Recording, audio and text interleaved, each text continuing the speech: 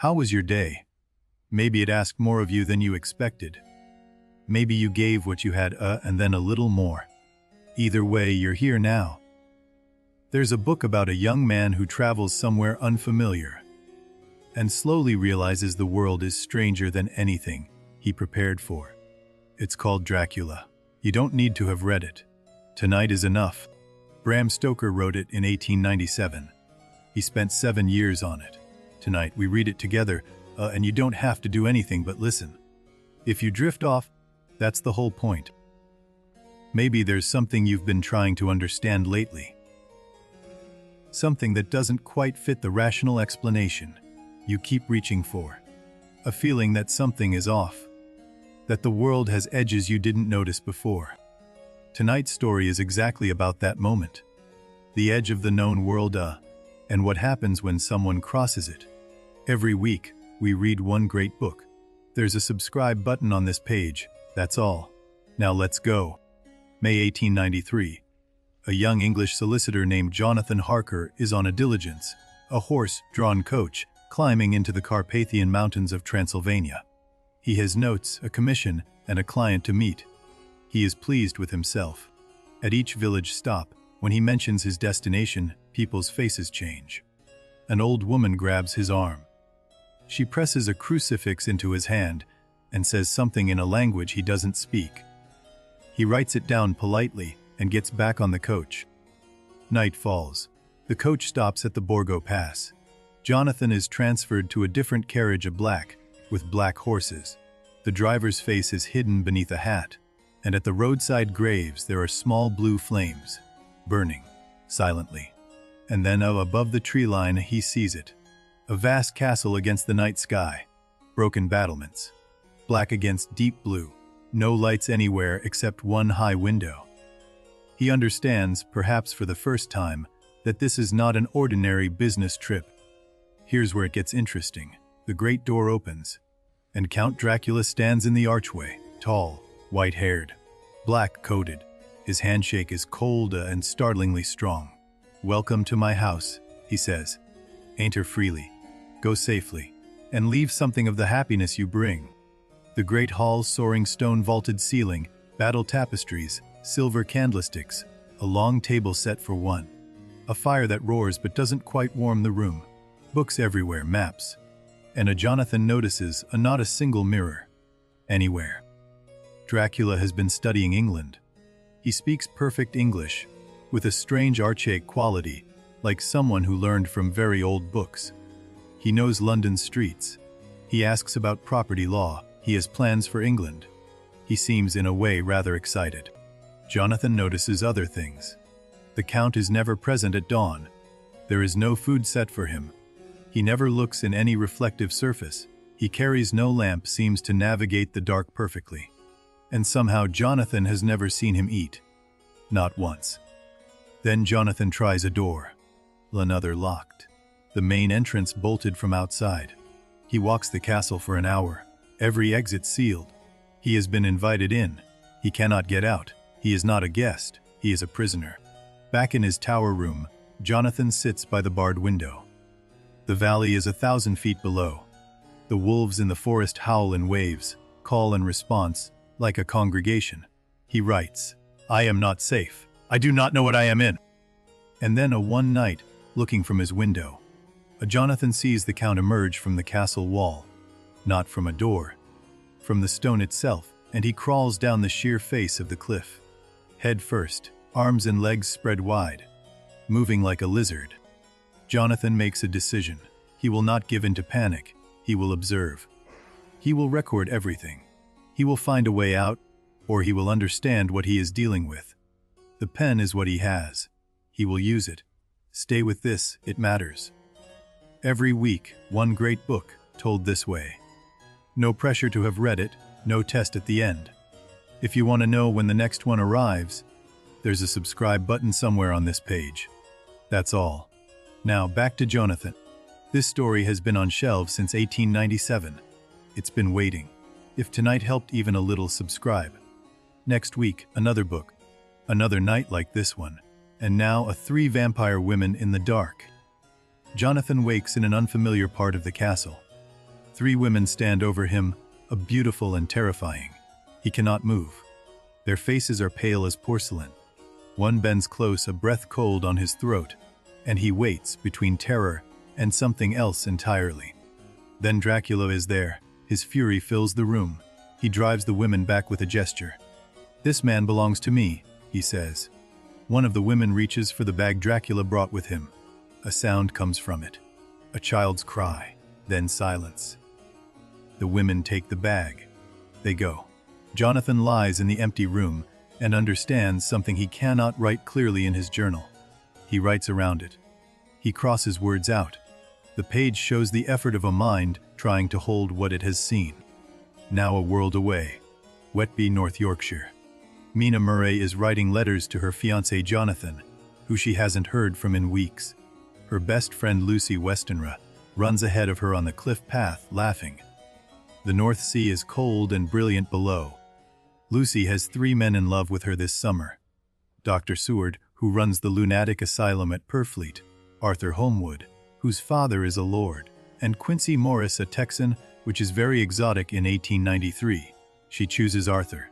The other 2 accept it with grace. Lucy is 19, joyful, warm-hearted, the kind of person light follows. She has never done a cruel thing in her life. She does not know, walking on that cliff, that something has already noticed her. Something that crossed the sea in 50 boxes of earth. The weather changes. A great storm builds over the North Sea, the kind the old fishermen at Whitby say they have never seen before. Lightning horizontal. Thunder that shakes glass. And at the edge of it, driving on the waves, a Russian schooner. No one at the helm. The Demeter drives straight into the harbor, runs aground. The townspeople rush down. They find the ship is empty. Every crew member gone, lost at sea, one by one, over 3 weeks. Except the helmsman, he is lashed to the wheel with his own hands. And he is dead. From the hold, before anyone thinks to look, a great dark shape leaps ashore. An enormous black dog. It hits the dock and runs, straight up the 100 steps to the cliff, straight to the churchyard. The townspeople see it go. Then it's gone. No one finds it. That same night, Mina wakes to find Lucy's bed empty. She finds her on the cliff seat by the churchyard, asleep, or something like asleep, a dark shape bending over her. When Mina gets close, it is gone. But Lucy's throat, just at the collar, has 2 small marks. Tonight we are at the first of the story's great thresholds. Jonathan trapped in a Transylvanian castle above a valley of wolves. Lucy standing at the edge of something she cannot see coming, and a black dog loose on an English cliff, turning toward London. Sleep, if you want to. Jonathan knows he is running out of time. One morning, while the Count sleeps, he searches the castle. In a locked lower chamber, he finds it a Dracula lying in a box of dark earth, eyes open, staring at nothing, not sleeping, not waking, something in between. Not 1 box, 50. Jonathan finds them all, one by one, being loaded onto carts by gypsies in the castle courtyard, each box heavy with Transylvanian earth. 50 homes. 50 hiding places. Dracula is not visiting England, he is moving there. Jonathan tries to count the days. He has been here weeks. He tries every locked door again. Then a window high above the valley. He looks at the sheer cliff face. He looks at his hands. He thinks about Mina. He begins to climb down. He doesn't escape. Not yet. One night he watches through a keyhole. The Count stands before a locked door, and then he is mist. Not a man becoming mist. Mist that was a man remembered differently. He passes through the keyhole and is gone. The worst moment, Jonathan looks from his window and sees a figure in the courtyard wearing his own clothes. His coat. His hat. Carrying letters. Jonathan's letters to hand to a passing peasant. Dracula impersonating him. Sending false word to the world that Jonathan is fine. Jonathan makes his final decision. He writes his last journal entry. He seals it. He will climb down the outer wall, all the way in daylight, while the Count sleeps. Either he gets out, or he falls. He will not spend another night in that castle. Now meet Dr. John Seward. 29. He runs a lunatic asylum in Purfleet, Essex, beside the Thames. He is good at his work, patient, careful, genuinely kind. He keeps his diary on a phonograph, speaking into a wax cylinder. He is quietly in love with Lucy Westenra, and she chose someone else. Arthur Holmwood is straightforward in the best sense, a loyal brave, not complicated by too much self-examination. He loves Lucy without reservation. He will make a good husband. He cannot imagine what is coming. His father is dying in another county, and he is stretched very thin. Quincy Morris came all the way from Texas. He is practical, warm, funny in a quiet way. He proposed to Lucy, and was turned down with such kindness that he is still here, still her friend, without bitterness. This is rarer than it sounds. He carries a large Bowie knife. Lucy is found pale on the cliff seat a second time, then a third. Each morning she is a little less herself. Mina pins her window shut with a large safety pin, but something opens it anyway. The marks at her throat are still there, a slightly larger than before. Mina and Lucy together. This friendship is one of the novel's quiet centers. They are completely different and completely devoted. Lucy wears her heart on her sleeve. Mina keeps hers in a notebook. They both know the other would do anything.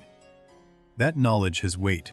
Seward writes to his old teacher, Professor Van Helsing of Amsterdam, a philosopher, metaphysician, physician, one of the most learned men alive, strange, warm, with a habit of speaking English in beautifully broken ways. He arrives from Amsterdam the next morning. Van Helsing examines Lucy. He is thorough. When he sees the marks at her throat, he goes very still. His expression does not change, he has trained it not to. But Seward, who knows him, watches him and understands that something has shifted in the professor's assessment. Considerably. The garlic treatment begins. Van Helsing fills Lucy's room with it. A garland's at the windows, a wreath around her neck, every crack sealed. The smell is overwhelming. Lucy sleeps through the night for the first time in weeks. She wakes almost herself. The professor smiles. It is working. Mrs. Westenra, Lucy's mother, means well. She has a weak heart and a horror of unpleasant smells. In the night, she opens the windows. She removes the garlic. She thinks she is doing her daughter a kindness. She has no idea what she is undoing. Lucy declines faster now. Each visit Van Helsing makes, she is thinner, paler, the blue veins at her throat more visible. Her letters to Mina are cheerful. She makes no complaints. She doesn't quite understand what is happening to her. That is perhaps the cruelest part. The transfusions begin. Arthur goes first, his blood for Lucy's, the intimacy of it not lost on anyone. Van Helsing tells him afterward that, in the eyes of God, this act has made them husband and wife. He means it as comfort. Arthur holds on to it. Seward gives blood too. He does not tell Arthur two men have now given to Lucy, and the doctor understands that the intimacy Van Helsing named must remain private. He gives quietly, walks home pale, says nothing. This is what it means to love someone who chose someone else. Van Helsing gives blood himself. He is 60-something, thick-set, not young. He does not mention his age as an excuse. He rolls up his sleeve and gives. Seward watches him and understands, for the first time fully, the depth of what this old professor carries into a room. Quincy Morris gives blood last. He does so without being asked twice, without ceremony, without self-pity. 4 men have now given everything they can give, and it is still not enough. The mathematics of it, a Lucy taking. The monster taking is a sum that does not balance. Down the road at Seward's asylum, Renfield. 59, he was once a man of some standing. Now he eats flies. Deliberately, methodically, counting them. He has a theory that consuming lives as small ones first, larger ones later, gives him something. He keeps a careful tally. Renfield can feel something, a presence drawing closer. He becomes agitated when the professor and Seward are out, excited in a way that frightens the orderlies. He stands at his barred window and raises his arms, as if in welcome, looking north, toward the old abbey at Carfax next door. Meanwhile, Mina reaches Exeter. She has had a telegram. Jonathan is in a hospital in Budapest, alive, but with what the sisters call brain fever. She takes the first train. She finds him thin, shaking, aged. His hair has gone white at the temples in a matter of weeks. Jonathan's journal is sealed in an envelope. He tells Mina read it or don't. He trusts her to decide. She reads it. She does not dismiss it. She does not call it a fever dream. She reads it twice, carefully, and she believes him. This is not a small thing. They marry quietly in Budapest, Jonathan still in his hospital bed, Mina beside him, a priest and 2 nurses as witnesses. It is not the wedding either of them imagined. It is better, somehow. He has seen the worst thing. She has chosen to believe it. They begin from there. One morning at Hillingham, Lucy seems almost well. She eats breakfast. She laughs at something in a newspaper. Her color is almost right. Van Helsing, arriving that day, stands in the doorway watching her and does not smile with his eyes. He has read something the others haven't yet seen. A strange report from the zoological gardens. Oh, a wolf has escaped. A keeper says a pale man in black visited the night before and spoke to the wolf through the bars for a long time. Renfield, at the asylum, goes wild with excitement that night. The connection is not yet made. The wolf finds Lucy's window. It does not scratch or howl. It simply quietly puts its head through the glass. The sound wakes Mrs. Westenra. The shock a wolf's head through her daughter's window stops her heart. She dies at Lucy's bedside. Lucy is left alone. Lucy's mother dies of the shock. Lucy is alone in the house with the servants, the open window, and the cold. No garlic, no protection. The long night passes. When Van Helsing arrives at dawn and sees her face, he makes a sound Seward has never heard him make before. Small, stricken. Van Helsing stays all day. He gives blood himself again. There is no time to fetch the others.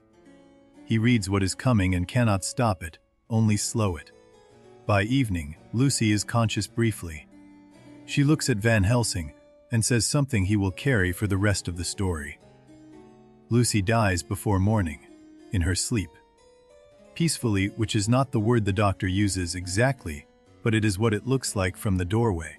She is 19, beautiful and quiet in the white bed. The marks at her throat are already fading. That, Van Helsing notes, is not a good sign. Before anyone enters, Van Helsing seals the coffin with a paste of holy wafer.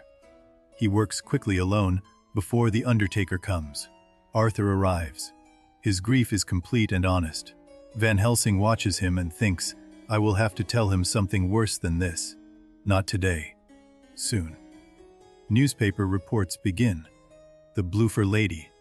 Children in Hampstead are coming home with marks on their throats, saying a beautiful lady led them away.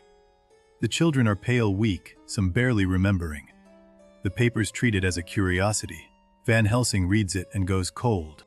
Van Helsing takes Seward aside. He speaks carefully. He speaks for a long time. He uses the word, dead. He uses the word, vampire. Seward listens to his greatest teacher, his mentor, the man he trusts above anyone, and thinks he has gone mad. Seward writes in his phonograph diary the professor is either brilliant or broken. He cannot tell which. But he cannot disprove what Van Helsing is saying, either. The children's marks. The Bloofer Lady seen near the cemetery.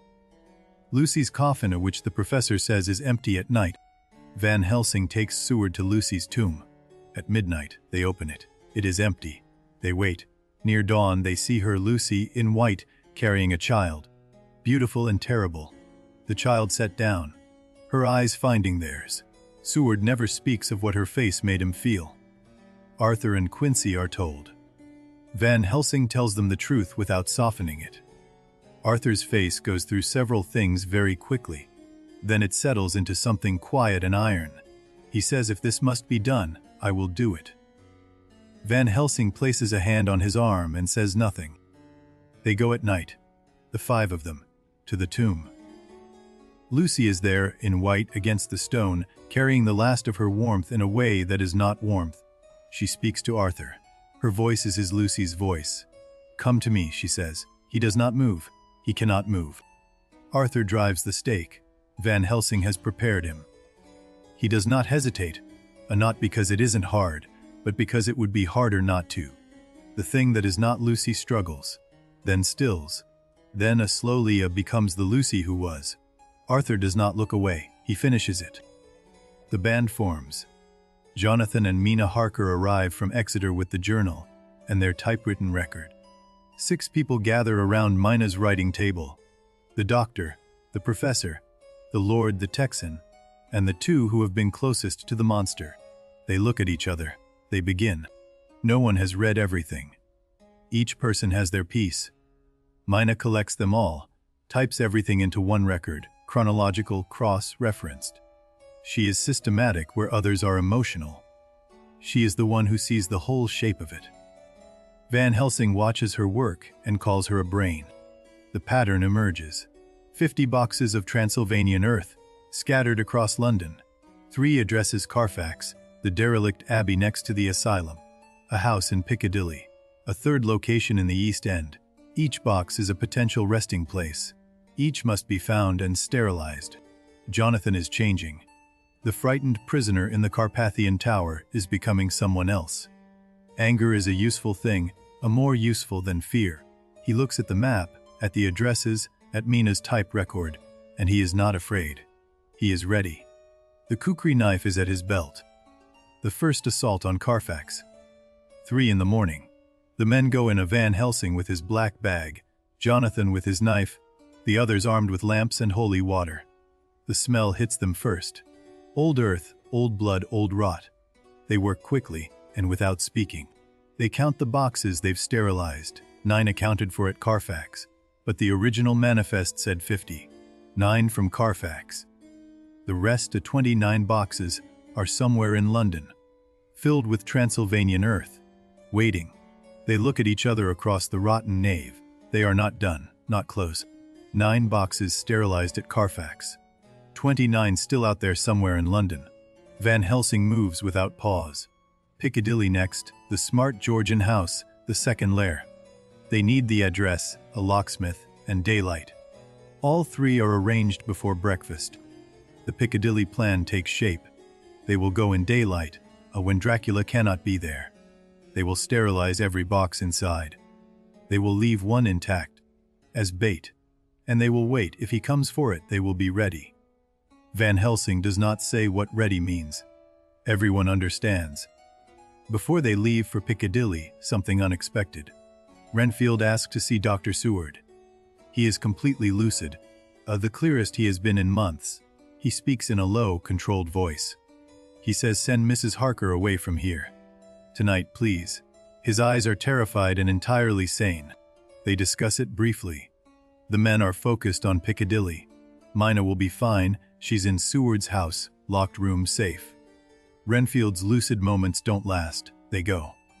This is the decision that costs everything. The story turns here in a corridor on a small confident choice. While the men are at Carfax and Piccadilly, a Dracula comes to Mina. He does not need to break anything. He was invited into this building before. That invitation stands. He moves through a locked door as mist. He is at her bedside before she is fully awake. Down the hall, Renfield hears it. He understands what is happening to the woman he tried to warn them about. He throws himself at his cell door. The sound brings an orderly. Renfield fights, the old physical strength returning in desperation. The orderly calls for help. They find him on the floor. Jonathan comes back first. He goes to Mina's room. The door is locked from inside. He calls. Nothing. He calls again, louder. A long silence. Then footsteps. The door opens. And what he sees, the white nightgown, the red at her throat, the expression on her face, undoes him completely. Van Helsing breaks down the door to find Dracula at Mina's bedside, forcing her face to the wound at his own chest. When Van Helsing raises the crucifix, the Count dissolves. Mist under the door. Gone. The room smells of old earth and something colder. Van Helsing does not lower his crucifix for a long time. Mina tells them everything. She does not spare herself or them. She speaks clearly, in order, leaving nothing out. This is the hardest thing she does in the whole novel. Harder than anything that follows. She could let them not know. She chooses to make them understand. Van Helsing places a communion wafer on Mina's forehead, a blessing, a protection. The wafer burns. It leaves a red scar, as if branded. Mina does not cry out. She reaches up and touches it. She says, "I understand what this means." The room is very quiet. Then Jonathan makes a sound. Something shifts in the room.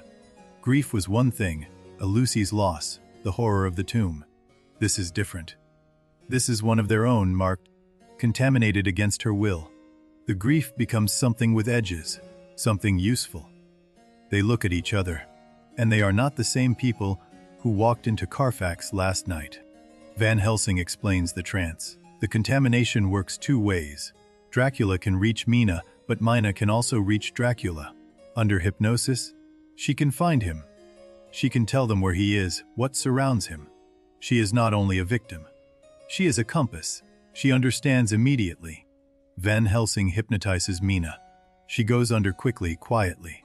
In trance, her face changes, the scar fades slightly, her voice drops lower. Darkness. What do you hear? Water. The sound of water moving under wood. She is in the hold of a ship. Dracula is already at sea. The shape of it comes clear. Dracula has been outmaneuvered in London, his boxes destroyed, his lairs gone. He is retreating, fleeing back to Transylvania with his last box of earth, the one intact coffin they left as bait. He is running, and that of Van Helsing says, is when he is most dangerous. Before they leave London, the remaining boxes must be found and sterilized. The Piccadilly house still has boxes uncounted. In daylight, the 5 men go in a locksmith, holy water, wafers, and speed. They work room by room. The boxes hiss when the wafers touch the earth. 12 found, 12 done. Then the front door opens. Count Dracula walks in. It is 3 in the afternoon. He looks younger than Jonathan remembers, a fed, dangerous, completely in control. He sees the men in his house, the earth in his boxes ruined. His expression does not change. He smiles. Dracula moves with complete ease. He looks at the ruined boxes, his homes, his safety, and he does not rage. He calculates. "My revenge is just begun," he says. His voice is even. He looks at each of them in turn. He looks at Van Helsing last, and the old man holds his gaze without flinching. Jonathan lunges. He throws his kukri knife. The blade catches Dracula's coat, tears it, and coins scatter across the floor. Dracula moves like mist, like smoke, already dissolving before the blade lands. Jonathan is left holding air. When the mist clears, the room is empty. He is gone. They trace the last box. A ship called the Tsarina Catherine, departing Doolittle's wharf, bound for Varna on the Black Sea coast. The box is confirmed in the manifest. Dracula is on it, or will be. They have a destination. They have a route. They have a chance. Here's where it gets interesting. The plan: take the Orient Express. Reach Varna before the ship does. Intercept Dracula at sea, or destroy the box when it arrives. 6 of them, including Mina, who refuses to be left behind, who points out that she is also the compass. Van Helsing agrees. Jonathan does not argue. He has learned.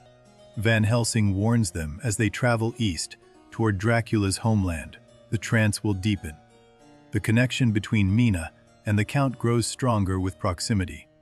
She may begin to hear things, feel things, lose the boundary between herself and what he is.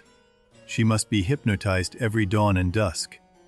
The trance deepens at each session. Mina goes under faster now. Her voice in trance is different, a lower, older, something else in the room alongside her. She wakes each time herself, but the edges are blurring. She writes it in her diary and shows Van Helsing.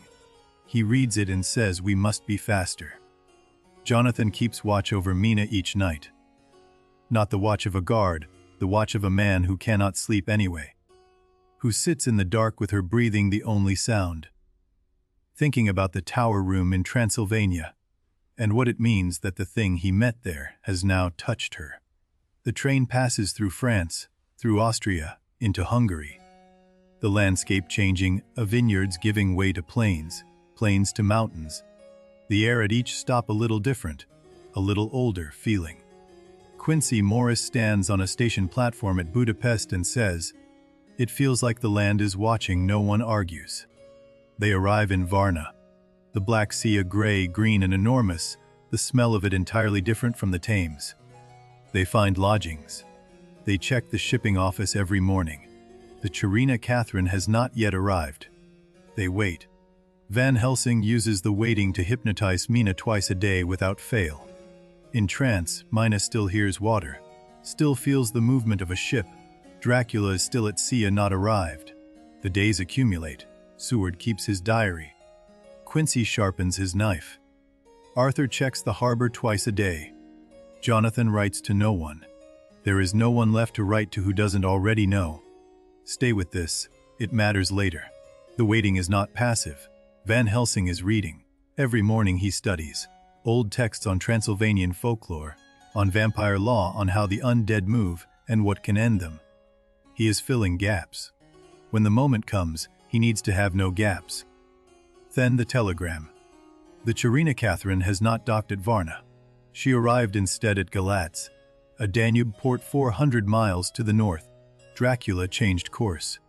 He heard them coming. He has been in Mina's trance just as she has been in his.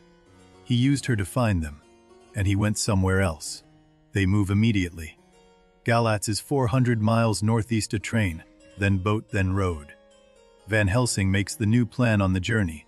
The band splits, some by river, some overland. The goal is the same. Find the box before it reaches the castle. Every hour matters. At Galatz the box was here, past tense. The shipping agent confirms a wooden crate, collected by a Segani band, the same gypsy group who brought it from Transylvania, and loaded onto a river barge heading north, up the Sereth. 2 days ahead of them. The Count is moving fast. Van Helsing divides the pursuit. Seward and Arthur by river, a fast steam launch up the Sereth. Quincy and Jonathan overland on horseback, the faster road along the river road. Van Helsing and Mina by carriage, overland, directly toward the castle. 6 people, 3 routes, 1 convergence point. The Segani tracks confirmed at the first village north of Galatz.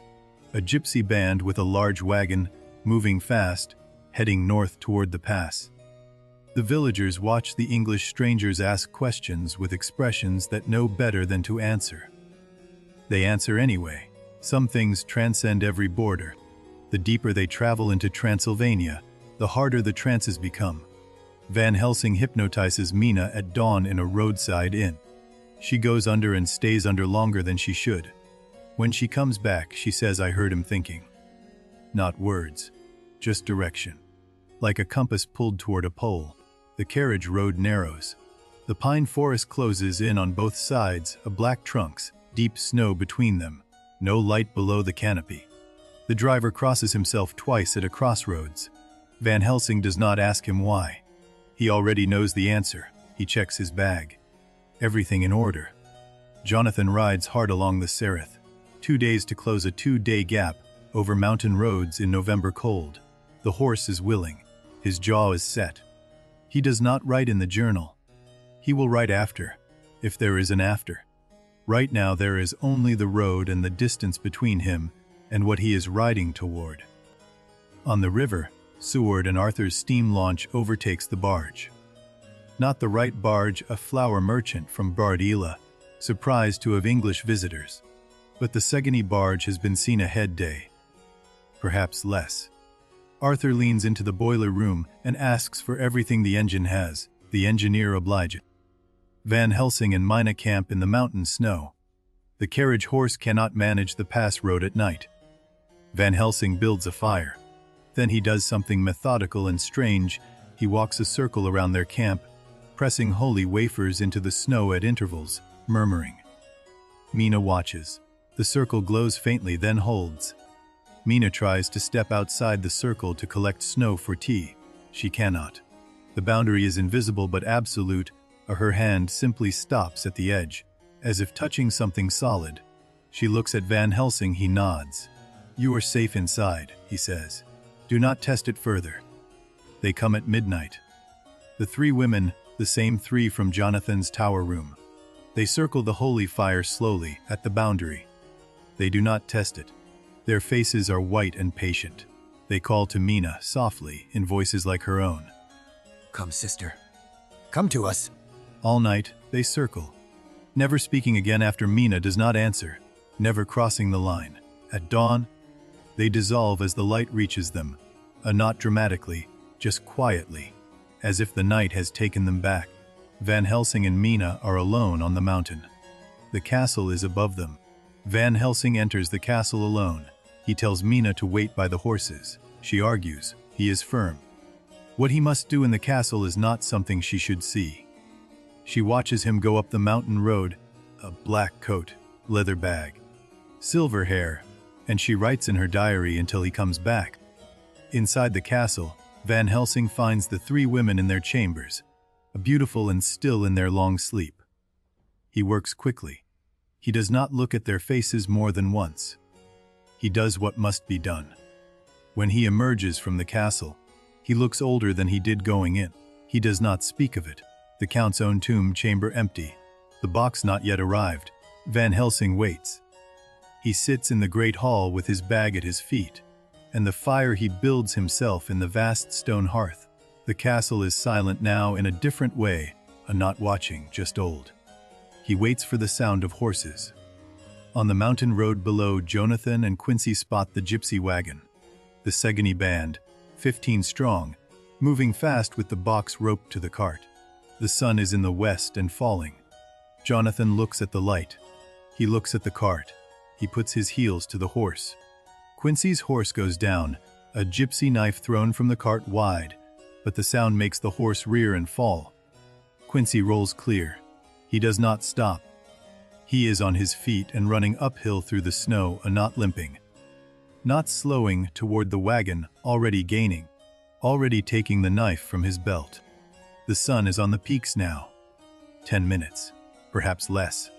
Jonathan can see the shadows lengthening on the snow. He can see the box on the cart, dark wood, roped tight. The gypsies form a circle, knives out. They are loyal men doing what they were paid to do. He respects them for it. He does not slow down. From the south, Arthur and Seward's steam launch has landed below on the river. They are climbing on foot. From the north, Van Helsing heard the horses and left the castle, all 6 converging on one cart on a mountain road, with maybe 5 minutes of sunlight left. This is the moment the whole novel has been building toward. Jonathan and Quincy break through the gypsy circle. Not without cost, a knife finds Quincy's side, just below the ribs, and he does not stop. Jonathan reaches the cart. The box is heavy. He gets his hands under the rope. He pulls. The box tilts, then falls. The box hits the snow. The lid cracks. Jonathan is on it, the kukri knife jamming into the wood, prying. The lid comes up, and inside Count Dracula. Body still. The sun is a sliver on the peaks. The Count's eyes move toward Jonathan, toward the last of the light. He begins to move. The last sliver of sun touches the western peak. Shadows pour across the snow. The Count's hand rises from the earth of the box. He is about to be free. Jonathan's kukri is raised. Quincy's Bowie knife is in his good hand. Between them and everything, a 1 second. Jonathan moves first. The kukri slashes across Dracula's throat, not a killing blow, but a wound deep and real. The Count's expression changes for the first time in the novel. Not fury, not contempt, something that might be surprise. The blood is not red, it is almost black. Quincy's Bowie knife drives into the Count's heart. The Texan uses everything he has left, every pound of a strong man with a mortal wound in his side, in one clean downward thrust. He does not miss. The blade goes in true, and the sun goes entirely. Darkness takes the mountain. Dracula crumbles, not violently, quietly. The face softens first, the sharp lines of the bones becoming less sharp, the terrible beauty going out like a lamp. He becomes dust in the box, in the earth, in the snow. What Jonathan sees in his face in that last second is the word the novel does not quite say. Quincy is on his knees in the snow, not from exhaustion. The knife wound in his side has been telling him something since he took it, and now the body presents the bill. Jonathan reaches him first. Quincy looks down at his own side, and then up at Jonathan with complete calm. He already knows. Quincy looks toward Mina. She is running up the mountain road from where Van Helsing has brought her. And Quincy sees it first. The red mark on her forehead, the holy scar is gone. The skin clear, he turns to Jonathan and says, "It was worth it." Then he smiles. Then he is gone. Jonathan holds Quincy's hand as the light goes. Arthur and Seward stand a little back together. Van Helsing removes his hat. The wind in the pine forest below makes the only sound. 5 of them, on a dark mountain, around an empty box of crumbled dust and a man who spent himself completely. The silence after. Real silence, not the loaded silence of the castle or the waiting silence of Varna. Just snow and wind, and 5 people standing where something enormous has ended. Nobody speaks for a long time. Then Mina reaches for Jonathan's hand. Then they begin the walk down. Mina breathes differently. She notices it on the mountain road, deeper, clearer. The weight that has been in the air around her since the asylum bedroom. Something pressing at the edges of herself, something that was not her, is gone. Her forehead is smooth. She is entirely herself. It is an extraordinary feeling.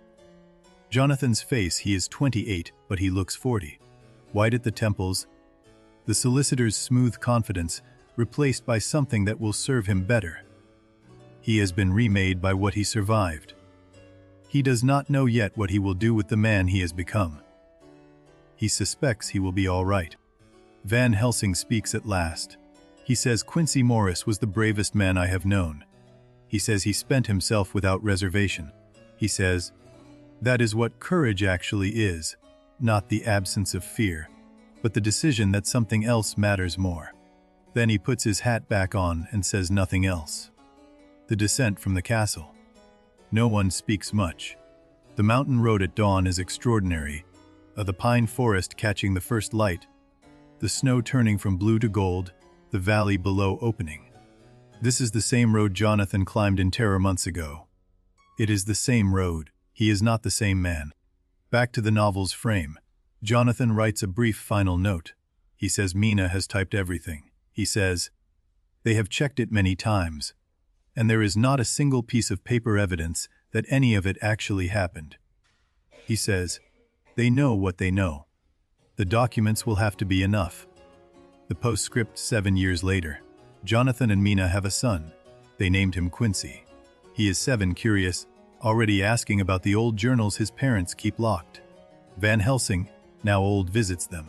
He holds the boy. He says to Mina someday, when he is ready, show him everything. Van Helsing's last word, he says the evidence does not matter. He says they were there. He says the boy's name is proof enough, a proof of what was owed and what was paid. And then the novel closes, quietly, on a living family in an ordinary house. This is how Bram Stoker chose to end it. Now, who wrote this? Bram Stoker.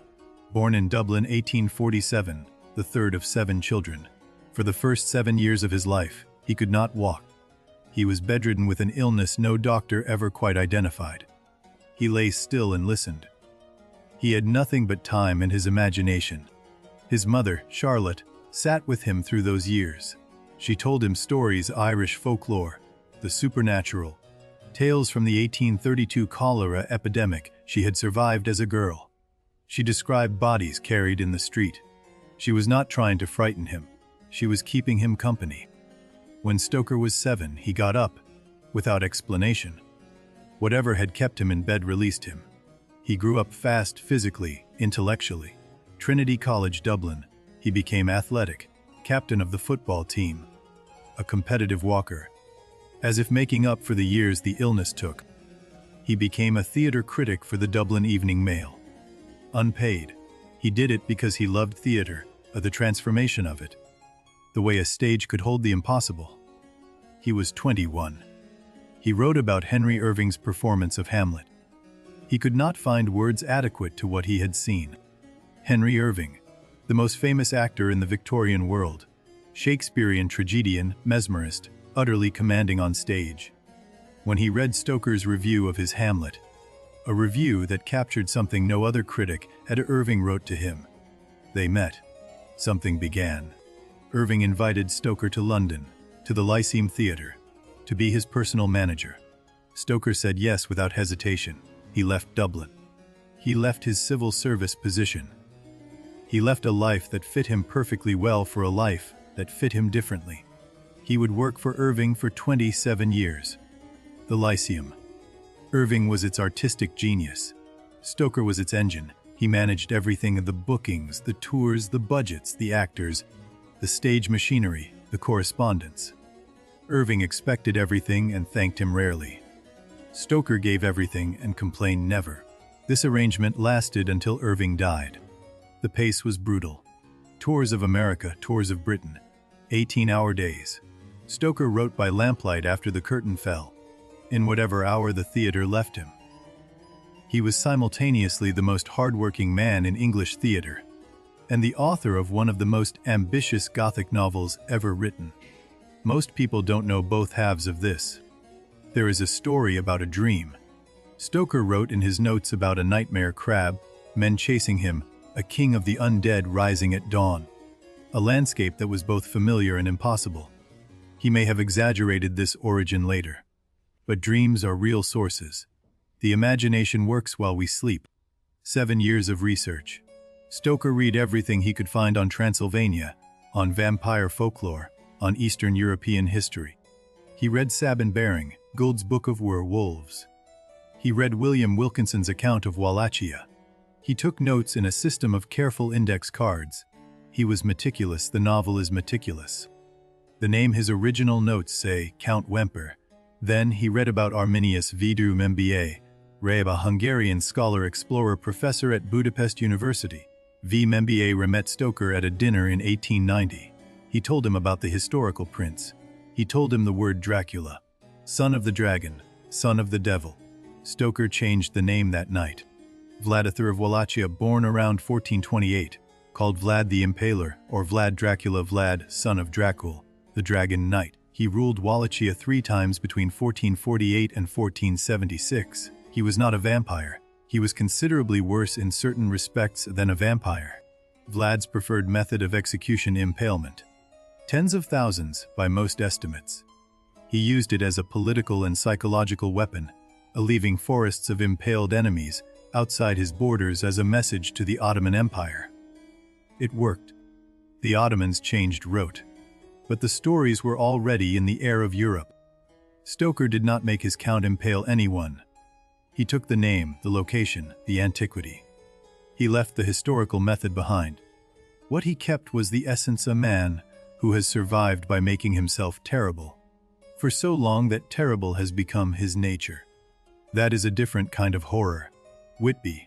In the summer of 1890, Stoker took a holiday there with his family. He found the graveyard on the East Cliff. He found the Abbey ruins. He found the 100 Steps. He borrowed a ship's log from the Whitby Library, a real log of a real ship that had run aground in a storm. He took extensive notes. The Demeter's log. In Whitby Library, Stoker found the record of a Russian schooner called the Dmitri that ran aground in a storm in 1885. He read the log carefully. He borrowed the structure, the weather, the death at the wheel. He changed the name. He put a box of earth in the hold. Writing in stolen hours. This is the part most people miss about Dracula. It was written between the theater's demands, in gaps and midnight fragments, assembled across 7 years. The coherence of the novel, the careful pacing, the epistolary structure, the sustained dread, is remarkable when you understand the conditions of its making. The epistolary form. Why letters and diaries and phonograph recordings? Stoker chose this because he lived in the age of the new media. Journalism. The telegraph, the phonograph, the typewriter. The Victorian reader trusted documents. By making the novel a collection of documents, Stoker made it feel like evidence. The typewriter as weapon. Mina's machine is the key technology. She uses it to organize what would otherwise be chaos, separate voices, separate records, separate horrors. She creates the narrative. Without her typewriter, there is no case against Dracula. The pen defeats the fang. The modern defeats the ancient. That is the novel's argument. New woman versus old aristocracy. The novel is full of this tension. Mina is educated, analytical, professional, a new kind of Victorian woman. Dracula is pre-modern, titled feudal, who takes what he wants without asking. The conflict is not just supernatural, it is also about which world gets to exist. Dracula was published in May 1897. Reviews were respectful but not rapturous. The Daily Mail called it the most blood-curdling novel of the century. Arthur Conan Doyle wrote to say he had never read anything more exciting. The public reception was modest. Stoker earned less from it than from a single season at the Lyceum. Stoker's preface frames the novel as a collection of genuine documents. He writes, "How these papers have been placed in sequence will be made clear in the reading of them." He is performing the reality of the evidence. The Victorian reading public was trained by journalism to trust documents. He knew exactly what he was doing. Before publication, Stoker staged a copyright reading, a single performance of a 5-hour stage version, performed in the Lyceum with the cast reading from scripts. Copyright law required a public performance. It was 1897. Stoker read the part of the narrator. Irving watched from a box. He did not comment afterward. Walt Whitman and Stoker. Years before the novel, the young Stoker had written a fan letter to Whitman, a passionate, self-revealing, the kind of letter a 24-year-old writes when they have found someone who seems to understand something essential. Whitman replied. They corresponded for years. They eventually met. What Stoker found in Whitman, he put into everything he wrote. Irving never read Dracula. Stoker's closest colleague, the man he gave 27 years to, the man the novel's dynamic arguably mirrors, never read it. Whether this was indifference or something more complicated, Stoker never said. He dedicated it to a friend named Hall Caine instead. The irony is one of literature's quiet ones. Stoker died in April 1912. He was 64. He had been ill for years, strokes, overwork. The long aftermath of the Lyceum's collapse after Irving's death. He died without knowing his novel would outlive everything else he had done, everything else he had been. He died, probably still thinking of himself as a theater manager. Florence Stoker. The widow. She inherited the copyright, and she defended it as if it were a living thing that needed protecting, which, as it turned out, it was. In 1922, a German film company made a film called Nosferatu. They had not asked permission. Florence Stoker was not the kind of widow who let that pass. Nosferatu 1922. Directed by F.W. Murnau. Count Orlok instead of Dracula, a long fingers, rat like bald, nothing like the aristocratic Count of the novel. They changed the names, changed the setting. They assumed this would be sufficient. Florence Stoker's lawyers wrote to them before the film was even released. The court ordered all prints of Nosferatu destroyed. Most were, but a few survived, mislaid, hidden, overlooked. Florence Stoker died in 1937 still fighting. By then the surviving prints were circulating in America. The film she tried to erase is now considered one of the greatest horror films ever made. Universal Pictures. Bela Lugosi in a full evening cape, white tie, patent leather shoes. He had played Dracula on stage for years in America, with a Hungarian accent. When the film came out, everything changed. The cape, the accent, the way he held his hands. These became the definitive image for a century. What Lugosi brought that wasn't in the book, the explicit sexual magnetism. Stoker's Count is terrifying, powerful, aristocratic, but not conventionally seductive. Lugosi's performance added the romantic darkness, the willing victim made visible. This changed how the novel was subsequently read. Performance changed the source. Christopher Lee 1958. Hammer Horror. A different terror, physical, forceful, the Count as predator rather than aristocrat. 6 films. Lee brought size and menace where Lugosi had brought elegance. The role defined him and he came to resent it. Spending the rest of his career trying to escape a character he played perfectly. The reinventions never stop. Francis Ford Coppola 1992. Gary Oldman playing the Count as a romantic tragedy. A Dracula as a man who loved his wife and made a deal with darkness to survive her death. Werner Herzog's Nosferatu 1979. The musical version, the ballet version, the graphic novel, the animated children's series. Count Dracula as a breakfast cereal vampire. Ivant account. As a friendly innkeeper in a children's animated film. As a Halloween costume so common it has its own emoji. The immortality Stoker gave his monster is not metaphorical. The creature genuinely cannot be killed by popular culture. Why does it survive? Not the costume version, the book. The actual novel, first published in 1897, still in print, still taught, still frightening when read alone at night. What does it have that cannot be copied out of it? This is worth asking. The answer takes a few segments. The novel's real subject, the fear of what comes from the East. Victorian England was an empire at its peak, and empires at their peak begin to fear what they have overlooked. Dracula is an Eastern European aristocrat who has decided, calmly and methodically, to colonize England. The reversals in that sentence are the novel. Victorian anxieties encoded in Gothic form. Fear of disease, the vampire spreads through blood. Fear of immigration, the foreign other arriving with strange customs. Fear of degeneration, the idea that the empire might be weakening from within. Fear of sexuality without consent or social structure. Dracula holds all of these at once. The Count as the empire's nightmare, the colonized rising returning. Dracula has studied England more carefully than most Englishmen study their own country. He speaks the language perfectly. He knows the laws. He has infiltrated the property market. He is not conquering England from outside. He is moving in quietly from within. Sexuality in Dracula, what could not be said directly in 1897.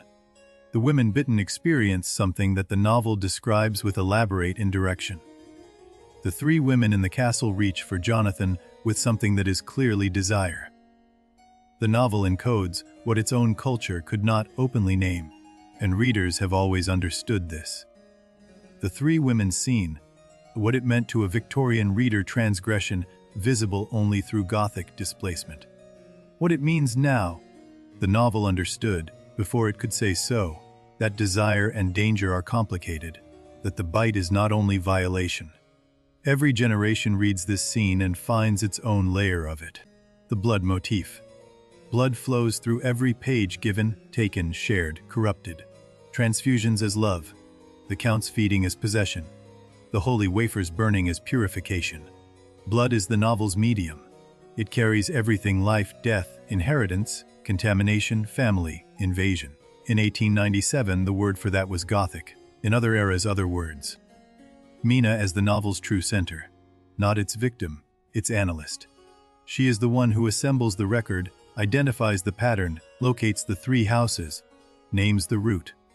The men provide the physical force. Mina provides the intelligence that makes force usable. Without her, they lose. Mina's typewriter as the novel's sharpest weapon. Think about that. The Count has centuries, supernatural strength, the ability to become mist or wolf or nothing. Mina has a Remington and the discipline to use it at midnight. The novel places its faith in the technology of record keeping. That is not a small argument. Jonathan as the unexpected emotional core. He goes to Transylvania as a confident young professional and comes back someone else. The novel is partly about what that costs and what it produces. He doesn't recover his old self. He builds a new one. That is a different kind of survival story. Van Helsing's peculiar English. He speaks in a way that is grammatically tilted, sentences constructed differently, formality running alongside warmth. Proverbs from Dutch coming through the English. Stoker wrote him this way deliberately. He is the person whose knowledge saves everyone, and he speaks differently from everyone. The outsider who knows more than the insiders. The novel's formal structure, all these different voices, one monster. Jonathan's journal, Mina's diary, Seward's phonograph, Van Helsing's letters, newspaper cuttings, a ship's log. None of them can see the whole.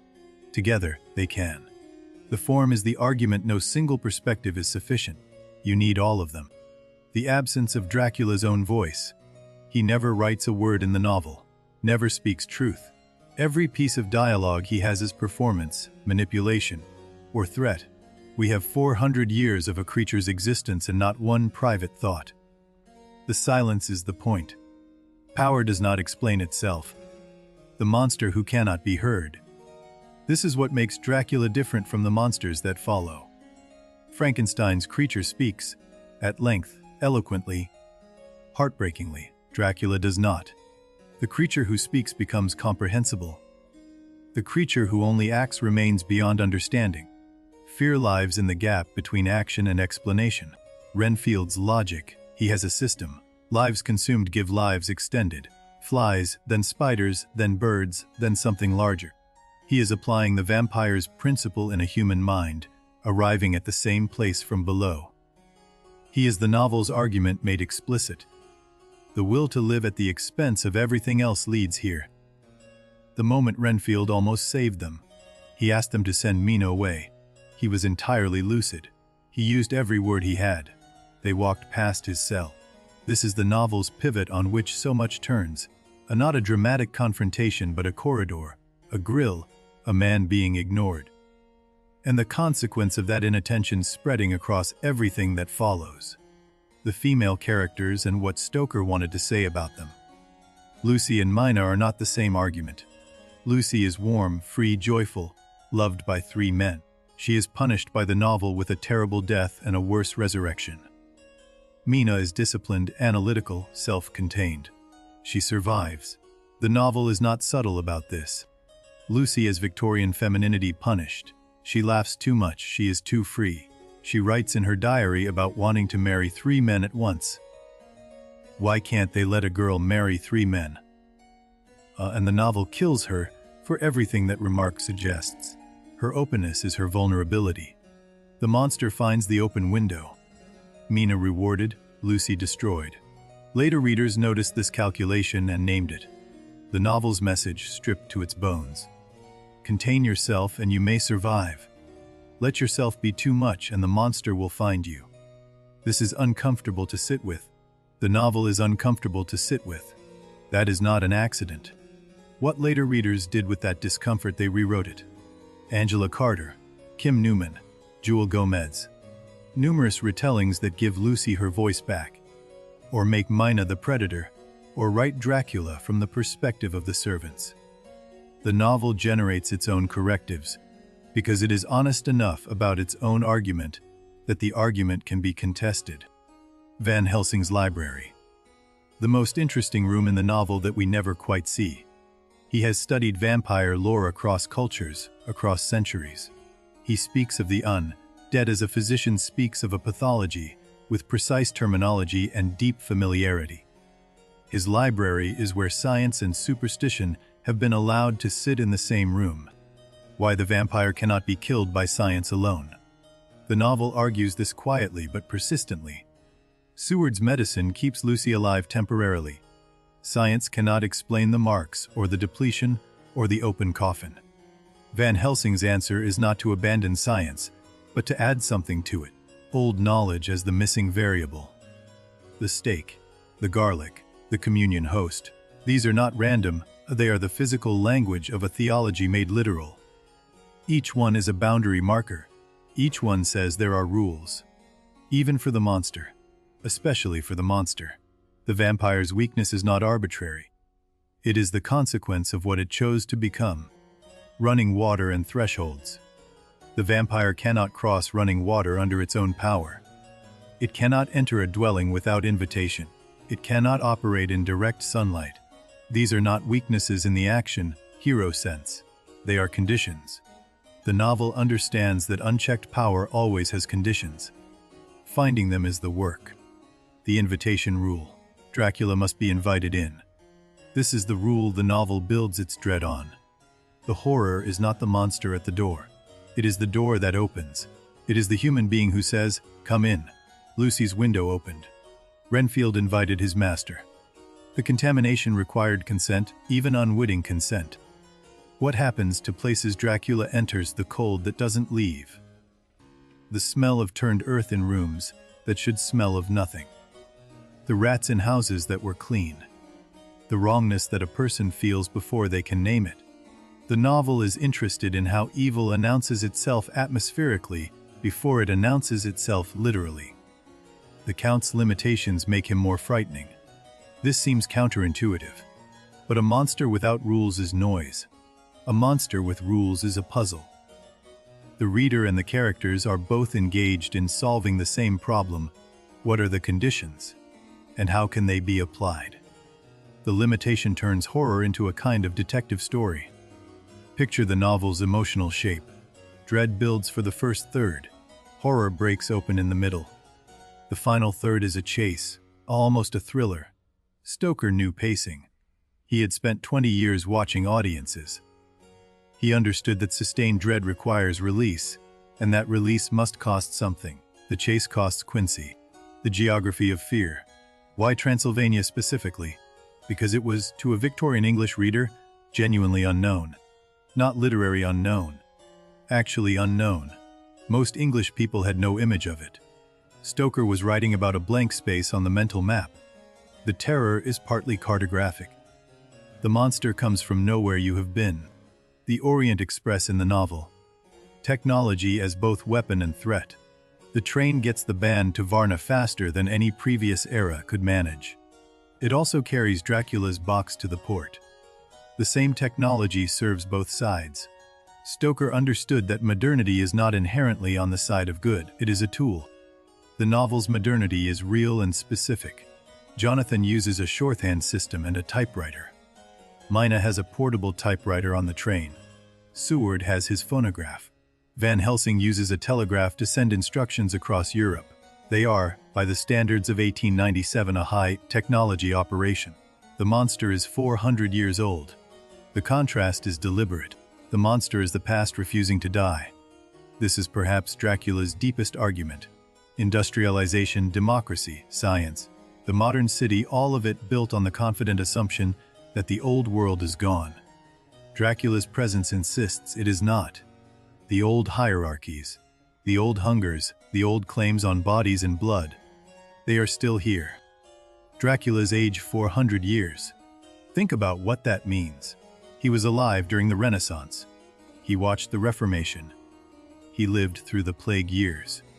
He saw the old world that produced him become the world that produced Jonathan Harker. He has been adapting for 4 centuries. His knowledge of England is not curiosity. It is preparation. What the Count is losing. Each box of earth destroyed diminishes him. The novel tracks this carefully as the boxes are sterilized. His power contracts. By the final chase, he is in one coffin, being carried by gypsies fleeing. The most powerful creature in the novel ends the novel as cargo. The band's discipline defeats antiquity. The band is a new kind of family. They are not related. They did not choose each other before the crisis. They are a solicitor, a doctor, a professor, a lord, a Texan, and a woman who can type faster than any of them. Extraordinary circumstances built a family that ordinary life would never have assembled. Quincy Morris's significance. He is American. He is the only one who came furthest. He has no English class anxiety, no European Gothic inheritance, no professional caution. He just shows up with a Bowie knife and complete willingness. Stoker named the child of the marriage for him. The future of England is named for the American who died for it. The Band of Light as proto-action heroes. Before the genre existed, a team assembles. Each member has a specialty. They plan, they execute. They adapt when the plan fails. The emotional stakes are personal. This is the structure of every heist film, every monster hunting franchise, every ensemble thriller. Stoker built the template in 1897. The undead Lucy is tragedy rather than horror. What the novel takes from her is not just life. It takes her kindness. The creature in the graveyard is not cruel because it is evil. It is cruel because kindness requires memory, and memory requires a self. The undead Lucy has everything except the person Lucy was. Arthur's grief and the stake. He is asked to perform the act that liberates the woman he loved from the thing she has become. Van Helsing tells him, "This is an act of love. This is the last thing you can do for her." Arthur believes him not because it is comforting, but because it is true. The scene is one of the novel's finest. Van Helsing's tears after. He goes outside the crypt while Arthur is within. Seward follows and finds him crying, the old professor, weeping in a churchyard at night. He says to Seward, "I have done this work for many years. It does not get easier." The tears are not weakness. They are the cost of doing it right. The novel is epistolary, why this form was chosen and what it conceals. The first-person diary form means we can only know what each narrator knows and admits. What they don't understand, they can't record. What they're ashamed of, they soft-pedal. The form creates gaps. Some of those gaps are the most interesting parts. Gaps in the record. What are we never told? We never see Dracula's journey from Varna to Whitby from his perspective. We never learn how he found Lucy. We never know what the three women said to each other in the centuries they lived in the castle. The silences, once noticed, become as loud as the text. The Count's origin story never given. We don't know how he became what he is. A battle, a bargain, a choice. The novel withholds it entirely. Later adaptations all supply an origin, because audiences demand one. Stoker refused. What you do not know is more frightening than what you do. The origin would make him explicable. Inexplicable is better. Every reader's Dracula. Because we never see his interior, each reader constructs it from their own material. What frightens you most becomes his deepest quality. For some he is desire. For some he is history. For some he is the dead who will not leave. For some he is simply power without accountability. He contains all of these because he excludes none. The influence on horror, what Dracula made possible. Before 1897, the vampire was a folk creature, sporadic, inconsistent. After Dracula, the vampire has rules, a mythology, a social world, an emotional life. Every vampire story since every one is in conversation with this novel, either following its rules or deliberately breaking them. Frankenstein before it. Mary Shelley, 1818. The other great British Gothic novel. The creature speaks, the creature suffers. The creator is the real monster. These are different arguments from Dracula's. Frankenstein asks, what does a creator owe what they make? Dracula asks, what does the living world owe the dead that will not stay dead? Le Fanu's Carmilla, 1872. A vampire novella. Stoker certainly read a female vampire, a female victim. The desire encoded between them even more explicit than in Dracula. Stoker borrowed the structure of the slow seduction and the gradual decline. He changed the gender.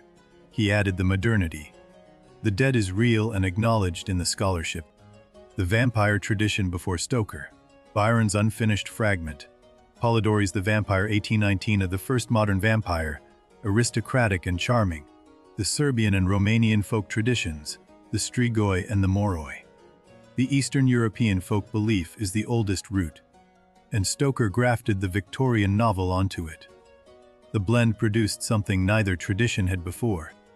What Stoker added that wasn't there before: the coherent rule set. The rules for thresholds, running water, holy objects, the stake, the invitation. Before Stoker, vampire lore was inconsistent across regions and texts. He synthesized it. He built the mythology as architecture rather than decoration. The rules made the monster philosophically serious. The Gothic tradition. From Walpole's Castle of Otranto in 1764 through Radcliffe, Lewis, Shelley, Le Fanu. Buildings that embody psychological states. Aristocracy as horror. The past insisting on the present. The body as site of violation. Stoker inherited all of this and added the last element. The villain who comes to you, who crosses the sea, who moves in next door. Why Gothic persists. It is the architecture of repression made literal. Gothic spaces are the places where what cannot be said is kept. The locked room. The sealed vault. The tower without exit. The Gothic building is always also a mind that has put something away and cannot quite stop it from returning. Horror as a safe container for real fear. This is what the Gothic has always done. The monster externalizes what is interior. The castle makes the locked room of the mind visible. The vampire makes the fear of contamination, of violation, of losing the self to something else, narratable. You can put the book down. You cannot put down the fear. But you can hold the book, Children and Dracula. The schoolyard vampire emerged from this novel. The Count became a figure so culturally saturated that children know him before they know the book. There are adults alive today for whom I Am Dracula, in a mock Lugosi accent, was a childhood game, who have never read a word of the original text. Stoker's monster has a life entirely outside his novel. The vampire in other cultures. The Strigoi of Romania, what Stoker drew from. The Jiangshi of China, the hopping corpse, the breath held to avoid its detection. The Vedala of India, riding unburned corpses. The Manananggal of the Philippines, separating upper from lower body at night. Every culture has a version. The need the vampire fills is universal. What all vampire traditions share the line between living and dead, and the horror of what happens when that line blurs. The vampire is the dead that will not stay dead. Every culture has dead that will not stay dead. This is not a literary observation. It is a human one. The vampire as grief made monstrous. The dead we cannot release. The person we loved who keeps returning in dreams. The relationship that ended but that we keep reopening.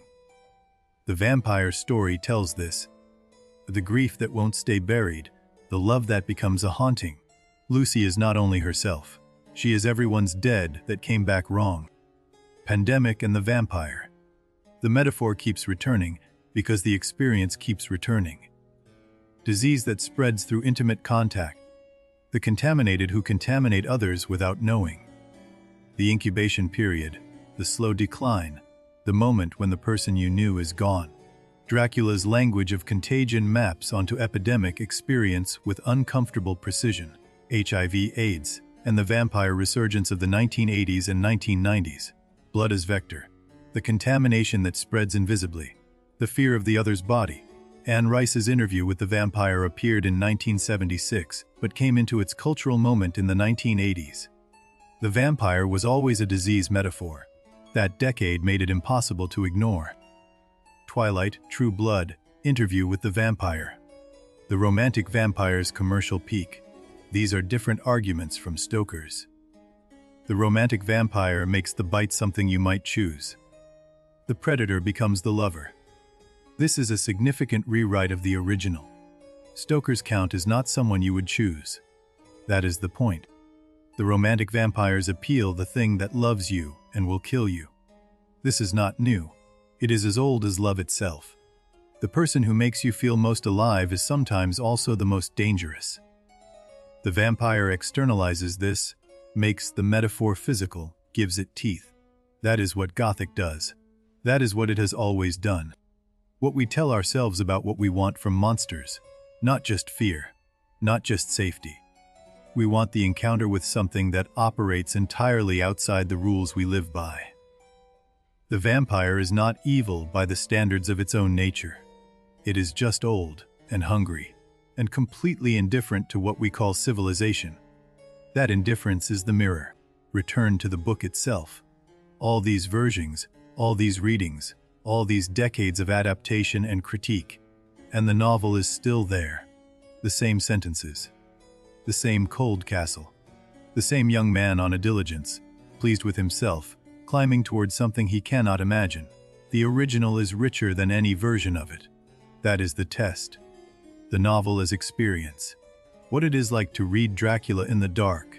The sentences slow you down. The dread accumulates without announcing itself. Something is wrong long before you can name it. The first chapter's tension. Jonathan notes everything carefully. The crucifix pressed on him, the blue flames, the locals' fear. He explains each one away. We can see him doing it. The reader can't. Dramatic irony through the whole first act. We know more than Jonathan. He does not know what we know. We watch him walk in. The dread is in that gap, between his confidence and our knowledge. The slow disclosure. Stoker does not use the word vampire. In the first chapters, Jonathan circles the truth without landing on it. The reader circles with him. Then the word arrives, and everything rereads itself. When does Dracula become frightening? Not at the word. Earlier, at the crawl. That moment, a man moving down a sheer cliff face headfirst like a lizard, is when the body understands before the mind does. The crawling scene, why it still disturbs. The human body does not move that way. When we see it move that way, Something very old in us responds. The novel understood this in 1897. It is still true. The three women scene. The eroticism and the horror are the same thing. This is not an accident. Stoker understood that the most unsettling experiences are the ones that mix what should not be mixed. The moment Dracula's presence is felt in Whitby, before anyone knows he is there. The weather changes. Lucy sleepwalks. Mina finds her on the cliff. The monster arrived pages ago. We have been watching its approach without knowing. The Demeter's log is a ghost story within the ghost story. The ship arrives. We read the log backward, of the crew disappearing one by one. The captain's escalating terror, the final entry. A complete horror story in 10 pages. Lucy's decline is drawn-out dread. We watch her diminish over chapters. Each visit she is a little less. Van Helsing's face at each examination tells us more than the text says directly. The horror of watching and not being able to stop it fast enough. Van Helsing's first examination. He sees the marks. He goes still. He asks questions that seem unrelated. He leaves without explaining. The withholding is the technique. We know he knows. His silence is its own kind of horror. The transfusions is violation. 4 men give blood to 1 woman without her fully understanding the implications. Van Helsing calls it marriage. The novel does not note the problem with that framing. Later readers noted it for him. The scene at the tomb. What Arthur has to accept before he can act. He has to agree that the thing in the coffin is not Lucy. That the Lucy he loved is already gone. That this is mercy, not murder. The distinction is everything. Renfield's final scene. His attempt to warn them. His death when Dracula finds him trying. He failed. He tried. He spent his lucidity on a warning no one accepted. The novel gives him this last dignity. The scene in Mina's room. Arguably the most disturbing in the novel. Not because of what it describes. Because of what it implies about how easily the ordinary world can be breached. The men sleeping next door. The locked door. The mist. Why that scene works. The setting is domestic. The room is ordinary. The men are close. The window is locked. Every reasonable precaution was taken. The horror insists reasonable precautions are sometimes not enough. Mina's composure after. This is remarkable. She helps them understand what happened. She is precise. She does not spare herself. She turns her violation into operational intelligence. This is the novel's portrait of extraordinary grace under the worst pressure. The holy wafer mark. The visible consequence of invisible contamination. Van Helsing presses it to her forehead as protection. It burns. She touches it. She says, "I understand." The novel makes the interior external. The mark is the story told on the body. The trance is both gift and curse. Mina can find Dracula. Dracula can also find her. The contamination becomes a two-way channel. The novel's most complicated moral space. The victim who is also the weapon. The final chase's slow build. Across Europe against a clock, each day narrowing. The tension of the journey is the tension of a race, where you cannot see the other runner, but can track them by their wake. Stoker's use of landscape. The land itself changes as the characters move east. England ordered, familiar, domesticated. France civilized, rational. Hungary wilder, stranger. The Carpathians outside all categories. The geography is a moral index. The Carpathians is atmosphere. Wild, old, indifferent to the modern world. The mountains don't know about London. They were here before the Victorian era and will be here after. The landscape's age makes the monster's age feel plausible. The circle in the snow. Van Helsing draws it with communion wafers pressed into the ground. It holds. The 3 women cannot cross it. The sacred made literal into a perimeter. The belief enacted as architecture. The 3 women's last appearance. Beautiful and patient at the fire's edge all night. Dissolving at dawn. Their patience is more frightening than attack would have been. They can afford to wait. They have been waiting for centuries. The timing of the climax. Seconds counting, the sun as the final character. Stoker built the whole novel toward this. Everything depending on whether the light holds. The clock is the real villain of the final scene. What the novel asks us to accept. the rules, the holy objects, the staking, the garlic. It asks a great deal from the rational reader, and the rational reader accepts it. Because the novel has earned the belief. The ending's emotional weight, Quincy's death, the mark gone, the cost accounted. The novel does not celebrate victory. It sits with what the victory required. That is the right note to end on. Jonathan's final note. He says the documents don't prove anything. He says they know what they know. This is a sophisticated admission. Truth and proof are not the same thing.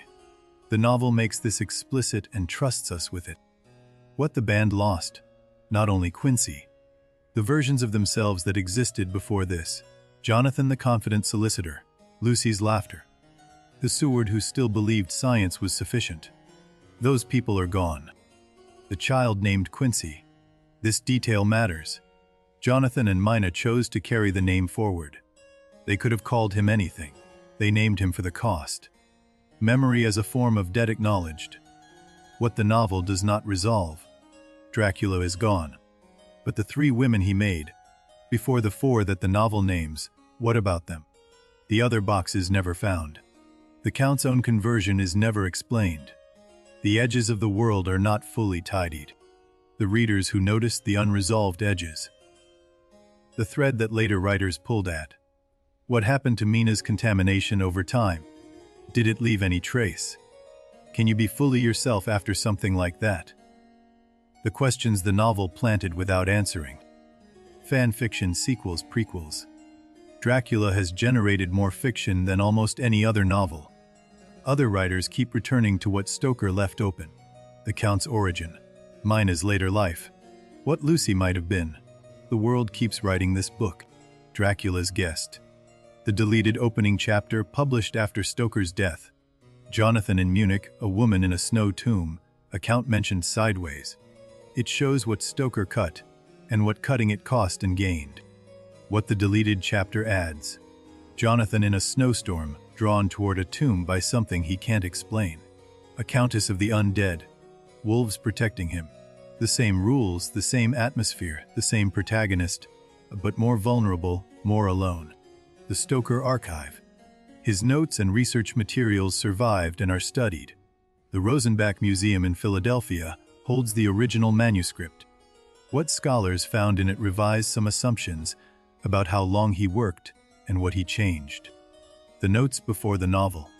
Stoker's research index cards show a different early structure. The Count was going to visit other cities. Whitby came later. Mina's role grew as he wrote. The book became itself gradually, most books do. The marginalia. Scholars studying the Rosenbach manuscript found Stoker's own marginal notes, questions to himself, alternative scenes, moments of doubt. The novel that published was not the only novel he was writing. The margins show the ones he chose against. What Stoker chose not to explain. The Count's exact age, the origin of his powers. The nature of the Sigony loyalty. He knew more than the novel tells. He chose the gap over the explanation. That restraint is craft. The question of autobiography. What Stoker put of himself in these characters. The young man who went somewhere unfamiliar and was changed. The manager working in someone else's shadow. The woman assembling the record. The old teacher who carries more than he says. Henry Irving as Dracula. The private theory of several scholars. The charismatic, draining, brilliant presence who extracted everything from everyone around him and gave brilliance in return. Stoker gave 27 years. The Count takes what he needs. The parallel is uncomfortable. The power dynamic at the Lyceum. Stoker loved what Irving was. He gave his working life to make it possible. Irving expected this and received it as his due. The novel's most compelling villain requires invitation and takes everything. The biographical reading is not required. It is available. Florence Stoker's later life. After the copyright battles, she lived quietly. She held the rights, licensed the stage versions carefully, maintained her position. She outlived most of the people who had known her husband's work when it was new. The Stoker family afterward. The novel outlived everyone connected to its making. The actors who performed the copyright reading. The friends who received early copies, the editors, the lawyers. The novel is still here. They are not. Dracula entering public domain. In most countries, 70 years after the author's death. The work opened up. New editions, new adaptations, new translations. What had been restricted became available. The mythology entered a new phase. The novel taught in schools. When that began roughly the mid-20th century, it changed the readership. Students reading Dracula as literature rather than as entertainment. The two readings are not incompatible. They are cumulative. Dracula in other languages. The translation problems are real. The Transylvanian peasant's dialect. Van Helsing's particular English. The Victorian legal terminology. Each translator makes choices. There are dozens of Draculas. Small variations between editions.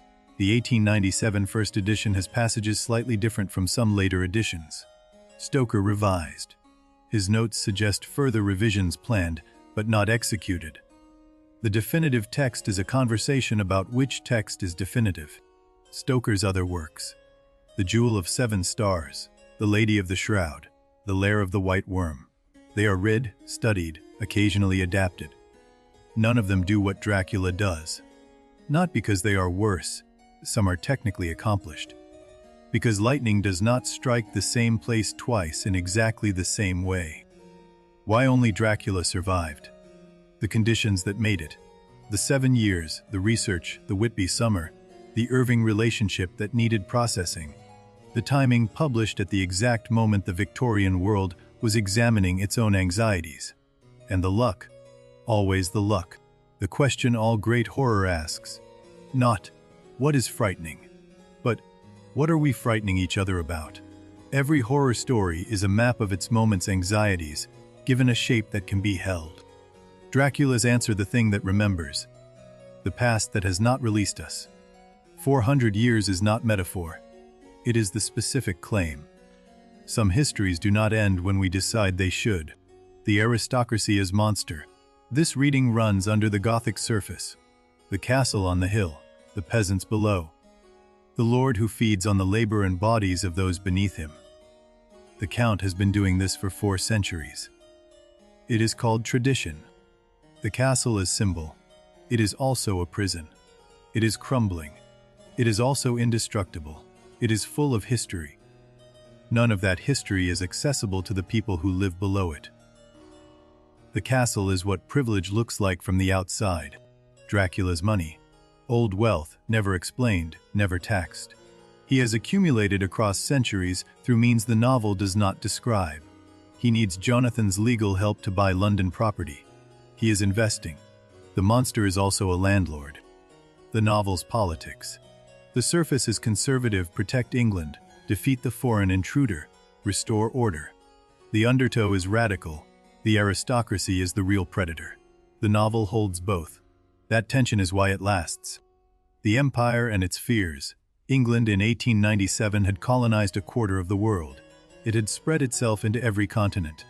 And it had begun to wonder, quietly, what happens when the colonized decide to come back. Blood as inheritance. The Victorian obsession with bloodline, with purity, with who could marry whom and what it meant. Dracula corrupts the blood. He makes the pure impure. He contaminates the inheritance. These were real Victorian fears wearing Gothic clothes. The new sciences in Dracula. Criminology, a Lombroso's criminal type applied to Dracula. Psychology, the nascent field of Freud and Charcot. Hypnosis as medical tool. Stoker read widely. The novel incorporates the cutting edge of 1890s science, and then decides that science alone is not enough. Charcot and the hysterical woman. Victorian medicine's category for women who did not behave as expected. Van Helsing could have called Mina hysterical. He doesn't. He calls her a brain. That choice is the novel's most interesting single decision about its female character. The novel's ambivalence about women who think. It rewards Mina. It also constrains her. It calls her exceptional. It then measures her against domesticity. She survives. She also marries and keeps the house. The novel cannot quite escape its moment. No novel can. Quincy Morris as the American future. Young without Europe's class weight. willing to die for something he came to from outside. The novel suggests, this is what renewal looks like. It comes from somewhere you didn't expect. The Band of Light as democratic ensemble. One aristocrat, one physician, one Dutch professor, one Texan, one solicitor's clerk, one woman with a typewriter. The thing that saves England is not its institutions. It is this specific group of people choosing each other. What the novel says about chosen family. Blood family in Dracula is compromised. Lucy's mother undoes the protection. Jonathan's professional world is useless. What survives is the family assembled from necessity and sustained by choice. The novel argues, chosen bonds are the real ones, Dracula and desire. What the Count offers that daylight does not, intensity, complete attention, the obliteration of the careful self. The monster is not offering death exactly. He is offering the opposite of the Victorian day, the willing victim problem. Lucy half wanting something she cannot name. Mina's strange calm during the trance. The novel acknowledges this and does not resolve it. It is more honest than its own discomfort. The seduction as critique. What ordinary life withholds that the monster provides? The novel is too honest to pretend that the Victorian day was sufficient. The monster fills the gap that respectability leaves. That is part of why it endures. The monster as freedom. The long tradition of the beautiful, dangerous other. The thing that offers release from the rules you didn't choose. Every generation reimagines this. The shape changes, the need doesn't. Why we root for Dracula sometimes. He is the only character who never compromises, never apologizes, never performs anything for anyone. He simply is what he is. There is a terrible freedom in that. The novel knows we notice.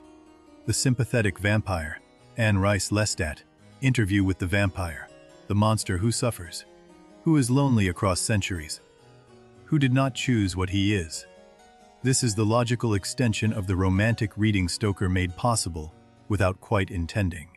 What changes when the monster gets a voice? Everything. Dracula never speaks truth. Lestat speaks nothing but. One novel keeps the monster closed, another opens him entirely. Both produce horror. Different horror. The silence and the speech. Dracula on stage. The Hamilton Dean production 1924, the first major professional stage version. Dean made choices that stuck. The evening cape. The formal evening wear. The drawing room setting. He moved the story from gothic horror to society thriller. The Hamilton Dean cape. It came from the need to hide the actor's costume changes quickly in the wings. Practical. Theatrical. It became the definitive vampire image for a century. Costume design as mythology. The accident that became the archetype. Dracula as pantomime. Children's version. Halloween costume. The defanging, taking the monster's teeth in the symbolic sense. Every generation tames the monster, when it no longer needs it to carry the weight it carried. Then something happens, and the monster gets its teeth back. The Count's commercial life. Breakfast cereal, logo marks, hotel chains, theme park attractions. The trademark Dracula alongside the literary Dracula, the two existing simultaneously. Stoker's widow would have had opinions about this. Dracula in comedy. Mel Brooks' Dracula Dead and Loving It. Hotel Transylvania, The Count from Sesame Street. Comedy is what a culture does with a fear it has processed. The vampire in comedy is the vampire after the crisis. The fang as punchline means the fang has been survived. The vampire in serious literature. Toni Morrison writing about Gothic. Angela Carter's The Bloody Chamber. The tradition of using Gothic form to say things that realism cannot reach. Dracula is a gate through which serious writers keep passing. The climate vampire. Environmental readings of Dracula. The Count arrives from the east with boxes of old earth. He corrupts the land around him. The rats follow him. His presence changes the atmosphere of buildings. The monster as ecological catastrophe, the reading that a different era made available. The climate vampire, the land that cannot sustain. Castle Dracula sits above a valley that the novel does not show prospering. The old way of doing things is not sustainable. The Count's energy comes from taking. When the taking ends, so does he. Dracula an AI. A contemporary reading that keeps being made. The monster who accumulates, who stores everything, who processes the information of others' lives, who is everywhere and nowhere, who cannot be found until you map his network, who must be invited in. The novel at 128 years, still in print, still assigned, still adapted, still read alone at night and still working. This is the test of a great book, not the reviews, not the prizes. Whether it still does the thing it came to do. What school readers get that adult readers miss. The pure terror before interpretation. The first encounter with the crawl down the wall, with the three women, with the Demeter, when none of it is yet literary history. When it is simply frightening, reading Dracula alone at night. What it still does to the heartbeat. The passages that produce a physical response in the reader independent of whether they believe in vampires. The body responding to the prose. That is craft. That is what Stoker spent 7 years building. The scene that still works on everyone. Not the most violent scene, not the most explicit. The crawl, the body doing what bodies should not do. The wrongness before the danger. The moment the book stops being a story and becomes an experience. The image that outlived all analysis. Dracula on the Whitby cliff in the storm. The great black dog leaping from the ship. The figure at the graveyard. These are the images that survive when everything else is summarized away. Images are more durable than arguments. What Stoker could not have known he was making. He thought he was writing an entertainment. A gothic thriller. Good for the theater season. He was making a mythology. There is no reliable way to tell the difference while you are making it. The century-long conversation the book started. Every adaptation is an argument with the original. Every reimagining says, "This is what I think you were really about." The novel answers by remaining available for the next argument. A living book generates argument, a dead one doesn't. What survives when the novel is adapted? The shape, a monster with rules, a band assembled to fight it, a chase across a map, a cost at the end. The rules, the fear of the thing you invited in, these travel. The rest is interpretation. What only the novel has, the voices, the documents, Jonathan's crossing out, Seward speaking to his phonograph at night, Mina typing at midnight, the texture of real people in real time. No adaptation has fully replicated this. They can't. It lives in the prose. The reason to read the original. Everything else is a version of the thing. The thing is the thing. The sentences Stoker wrote. The particular dread he built. The characters he made. The one place you can get all of it is the book. We are near the end now. The book is closing. The story has been told. Let it settle around you like a blanket pulled close. The feeling of finishing Dracula. A particular quiet settles. Something large has resolved. You are still here. The night is ordinary. Jonathan's last note. We want no proofs. We ask none to believe us. He wrote that. The documents will have to be enough. What Mina's typewriter assembled. A story that insisted on being believed. Page by page, voice by voice. That is what records are for. The band scattered. Each returned to ordinary life. Carrying the extraordinary quietly, the way people do. The Whitby cliffs at night. The abbey. The wind. The sea below. All of it entirely ordinary now. The monster gone. What the monsters we read give us. A container for the fears we cannot name otherwise. The book holds it. You can set it down. The vampire is grief. The dead who will not leave us in peace. Everyone who has lost someone understands this without being told. The dead we carry. Everyone listening tonight has someone who does not quite let go. That is not pathology. That is love's other face. The value of the story that holds that. The book is company in the dark. You are not the only one who has felt this. The books know. Stoker writing by lamplight. The tired manager at midnight. The novel accumulating in stolen hours. He did not know what he was making. What he was working through. No one will ever quite know. The exhaustion, perhaps. The 27 years in someone else's shadow. The bedridden boy who lay still and listened. What we work through when we read. The distance that lets us approach the real. The story is the approach. The fear in the novel is the fear outside it, handled safely. Horror is kindness, giving the fear a name, a shape, a book to close. That is what Stoker gave us, a closable thing. The shape of Dracula in your memory. Which image? Which moment? Everyone carries a different one, all of them true. The crawl down the wall. The moment your body understood before your mind did. That is still there. Waiting in the first chapter. The image you carry away. Which one is yours? The crawl, the cliff, the box crumbling, the child named Quincy, all of them yours. The Carpathians at night. The distant country that is also interior. The mountains we carry. Farther and older than we let ourselves remember. Mina's voice, steady, clear, typing into the dark. She recorded everything so that it would not be lost. It was not lost. Jonathan's voice, the young man who went east and came back someone else. The white at his temples, the older eyes, still here. Van Helsing's voice, the one who knew what it was, who carried that knowing for years before anyone asked him to use it. Lucy's laugh, the one thing the monster could not take with it. It lives in the pages. It lives in the memory of everyone who read them. Quincy's silence, the last that it cost. The mark it left on a child's name.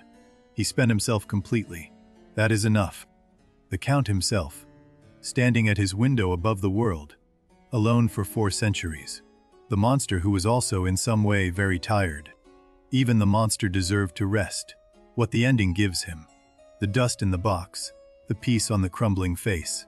400 years, enough. The snow that fell on all of it, on the castle, on the chase, on the grave, on the mountain road at dawn, equal in the end. The night settling around you now, your room, the warmth of it, the quiet. Nothing outside that window but the ordinary dark. The book closed. The story still present, but softer now, sitting quietly beside you, not demanding anything more tonight. The book will still be here tomorrow, so will we. Sleep well. What you know now. Something about fear and how it works. Something about love and what it costs. Something about the dead and how they stay. The night is ordinary. No wolves at the tree line. No mist at the window. No wolves. Just the dark that has always been outside your window. The safety of a story well told. You faced something. In the pages. You are still here. That is the whole point. The slow deepening quiet. The breath lengthening. The body remembering how to rest. The story still there, softer now, drifting. The valley below the castle. Morning coming, the pine forest. The ordinary sky above the mountains. Just mountains now. Sleep, you're safe. The book is closed. Good night.